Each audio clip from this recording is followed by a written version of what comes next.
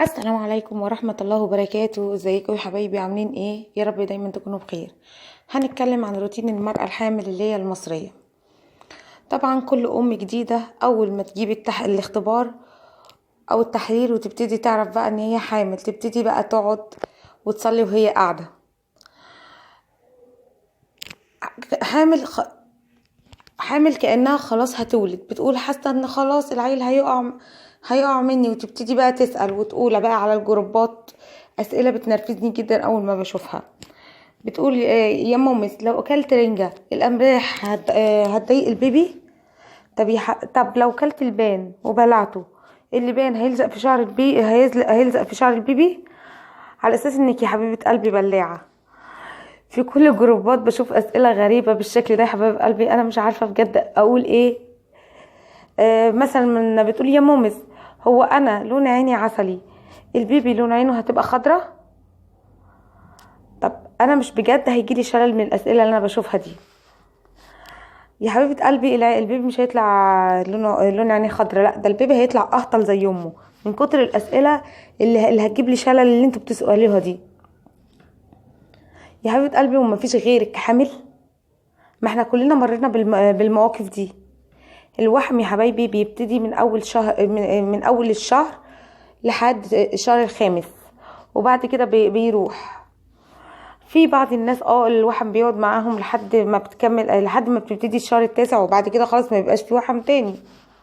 وبرضو بشوف على الجروبات برضو اسئله غبيه بتقول ايه يا جماعه، الدكتور شاف في السرار ان البيبي ولد، وحماتي شافت في المنام ان انا حامل في بنت، رايكم ايه؟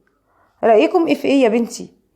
ما دام الدكتور شاف ولد، حماتك هي اللي معلش يا حبيبتي، حماتك اصدق من الدكتور. مش عارفه اقول غير لا اله الا الله على المرار الطفح اللي انت بتقوليه ده.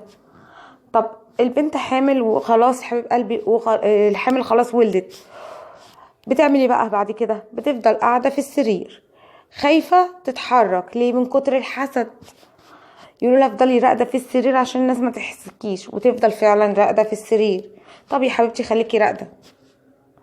بشوف برضو في الجروبات، في بعض الجروبات ابص الاقي واحده نشره لي البامبرز بتاع ابنها، ونشره باللي فيه، نشر البامبرز بالحاجات اللي فيه، مره لونه اصفر مره لونه اخضر، وبتسال هو لونه عامل كده ليه؟ هو ليه لونه اخضر؟ هو ليه اصفر كده؟ هو ليه في مخاط؟ الله يقرفك يا شيخه، انت ليه تورينا القرف ده اصلا؟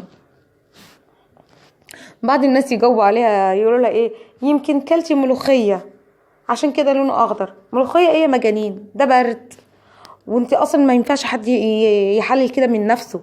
يا حبيبتي في اختراع اسمه دكتور. مش عارفه اقول غير لا اله الا الله على اللي انا بشوفه ده. موضوع البامبرز بشوف بيتصور كتير جدا.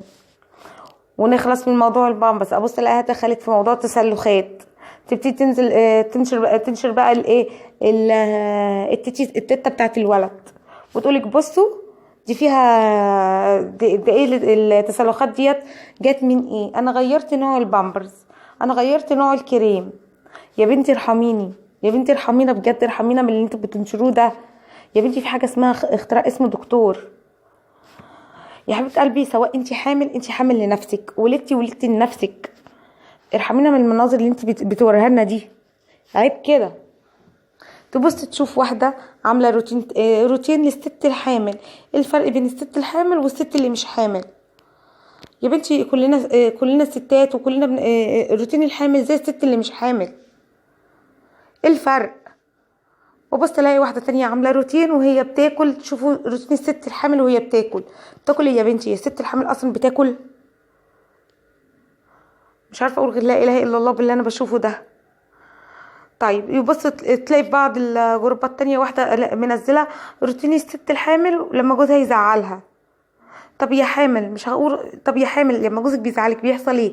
ما انت زيك زي الست اللي جوزها بيزعلها العاديه. ايه الفرق؟ لا حول ولا قوه الا بالله. يا بنتي هتشيلينا من كتر اللي احنا بنشوفه ده. تحس ان الست اللي هتولد ديت ومنزله الحاجات الغبيه اللي بتنزل دي ان هي هتولد ديناصور. مش عارفه اقول ايه. حرام عليكم ارحمونا. زمان الست المصريه كانت لما بتولد كان جوزها يجي يلاقيها من الشغل واقفه بتطبخ وواقفه بتروق. انتي بقى بتهيسي بقى في الهيصة، راقدة مش قادرة تتحركي، البيبي مسهرني طول الليل، وتلككات بقى. ارحمونا شوية من اللي احنا بنشوفه ده يا جماعة. احنا ايه ذنبنا نشوف المواقف اللي بنشوفها دي؟ ما تتفرجوا وتشوفوا الغرب بيتعاملوا ازاي مع الست الحامل، بتبقى عاملة ازاي، رياضة وبتعمل عمل وبتعمل، بتروح شغلها، بتشوف بيتها. لا حول ولا قوة الا بالله العلي العظيم.